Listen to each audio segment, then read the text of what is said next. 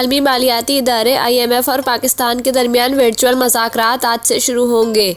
ज़राए के मुताबिक पाकिस्तान और IMF के दरमियान वर्चुअल मुज़ाकरात का अमली तौर पर आज पहला दिन है, जिसमें पाकिस्तान गैस, बिजली की कीमत और मिनी बजट समेत तमाम किए गए पेशगी इक़दामात से IMF को आगाह करेगा, जबकि FBR और SRO से मुताल्लिक भी IMF को आगाह किया जाएगा। हुकाम का कहना है कि जो इक़दामात किए गए हैं वो तमाम दस्तावेज़ात IMF से शेयर की जा रही हैं और पेशगी इक़दामात के बाद बाकायदा स्टाफ लेवल मुआहदे पर बात होगी। वाज़ेह रहे कि हुकूमत ने IMF प्रोग्राम की बहाली के लिए मिनी बजट लाने का फैसला किया है, जिसमें 170 अरब के नए टैक्सेस लगाए जाएंगे।